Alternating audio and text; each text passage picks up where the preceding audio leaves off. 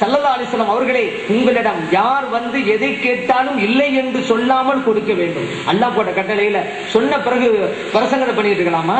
நிறுத்துகிறார்கள், கைகளை உயர்த்துகிறார்கள். அல்லாஹும்ம அகித்னா, இறைவனை எங்களுக்கு மழையை பொழிய வைப்பாயாக மும்முறை கூறுகிறார்கள். இந்த ஹதீஸை அறிவிக்கிற அனஸ் ரலியல்லாஹு அன்ஹு அவர்கள் சொன்னாங்க, ஸல்லல்லாஹு அலைஹி வஸல்லம் துஆ செஞ்ச போது வானத்துல எந்த பகுதியிலும் ஒரு சின்ன மேக கூட்டம் கூட கிடையாது. ஆனா துஆ செஞ்சு முடிக்கிறாங்க. மதீனா நகரத்துல ஓரத்துல இருந்த ஒரு மலைப்பகுதியில இருந்து ஒரு சின்ன மேகக்கூட்டம் மேலே கிளம்பி வருது. நாங்க பாக்குறோம், அத மேலே வந்து வந்து நடு உச்சிக்கு வந்து அங்கிருந்து பல பிரிவுகளாக பிரிந்து மழை கொட்டுகிறது. ஒரு நாள் அல்ல, 2 நாட்கள் அல்ல, ஒரு வார காலம் பெய்து கொண்டிருக்கிறது. அடுத்த வெள்ளிக்கிழமை வந்தாச்சு. ஸல்லல்லாஹு அலைஹி வஸல்லம் பிரசங்கம் பண்ணா, குத்பா பிரசங்கம். ஒரு சாஹிப் வர்றாங்க, யாரும் சொல்லல, முன்னால மழை இல்லைன்னு அவதிப்பட்டோம், இப்ப மழையால அவதிப்பட்டுக்கிட்டு இருக்கிறோம், மழையை நிறுத்தத்துக்கு துஆ செய்யுங்க அப்படின்னு. இப்போது ஸல்லல்லாஹு அலைஹி வஸல்லம் அவர்கள் பிரசங்கத்தை நிறுத்துகிறார்கள், கைகளை உயர்த்துகிறார்கள், இறைவன் கேட்கிறார்கள், இறைவனை இங்கே பெய்து கொண்டிருக்கக்கூடிய மழையை ஓடைகள் இருக்கிற இடங்களுக்கு, மரங்கள் ஓங்கி வளர்ந்து நிற்கின்ற இடங்களுக்கு திருப்பி விடு என்று சொல்றாங்க. மழை நிற்கிறது.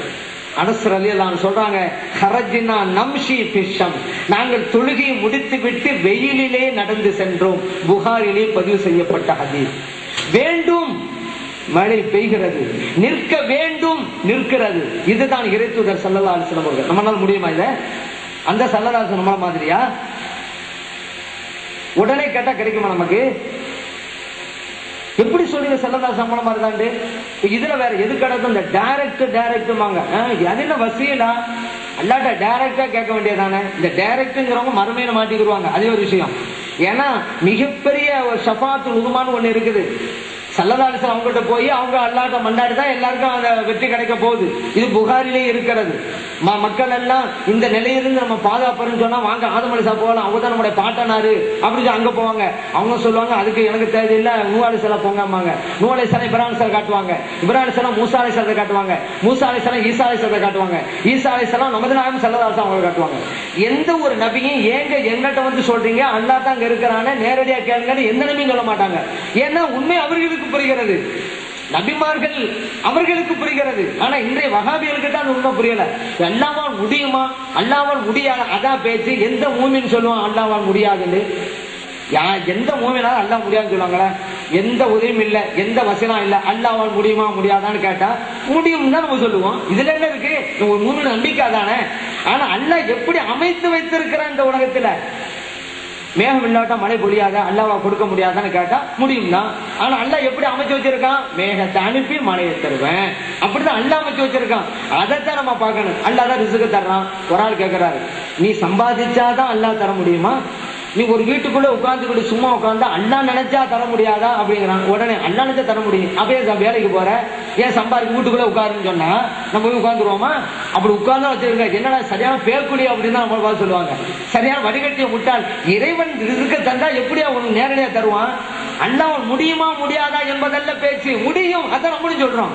ஆனா இறைவனை விரும்ப மாட்டான். அல்லாஹ் முடியும் ஒரு ஆள் வீட்டுக்குள்ள உட்கார்ந்து வச்சிருக்க, அல்லாவே விரும்ப மாட்டான். இதை வெளியே போ, சம்பாதி, உடை, அப்படிதான் அல்லாவே சொல்லுவான். அப்படி இல்லைங்க பாக்கணும். பசிச்சா சாப்பிடுறோம். ஒரு ஆள் சொல்றாரு, என்ன சாப்பிட்டாதான் பஸ் போவோமே, அல்லாஹ் நினைச்சா சாப்பிடாவிட்டாலும் பஸ் போக முடியாதா? நம்ம சொல்லுவோம் முடியும், அப்ப சாப்பிடாதீங்கிறாங்க பார்த்து, அப்புறம் சாப்பிடாம இருந்துருவோமே. யோசிக்கணுங்க. அல்லாஹ்வால் முடியுமா முடியாதாங்கிறத பேச்சு. முடியும் தான் நம்மளும் சொல்றோம். அல்லாஹ் எப்படி அமைச்சு வச்சிருக்கான் அதை பாருங்க.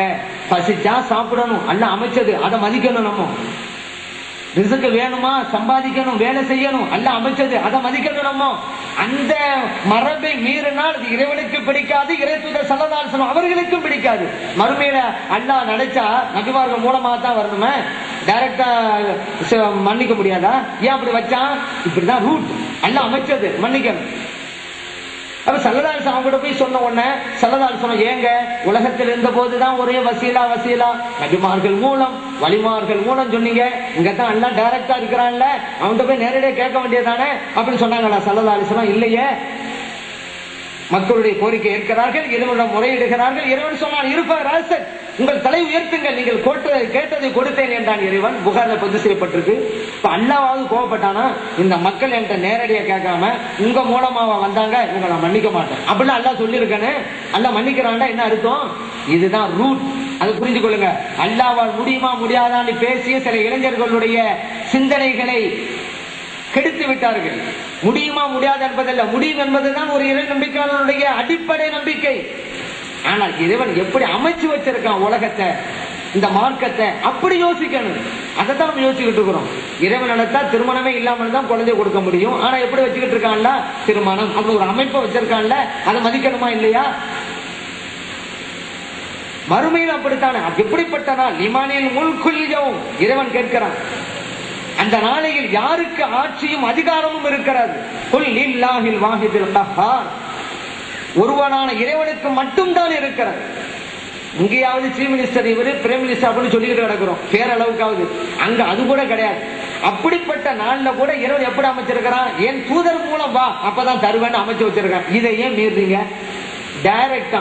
இப்ப இந்த இதுல எப்படி நடந்தது?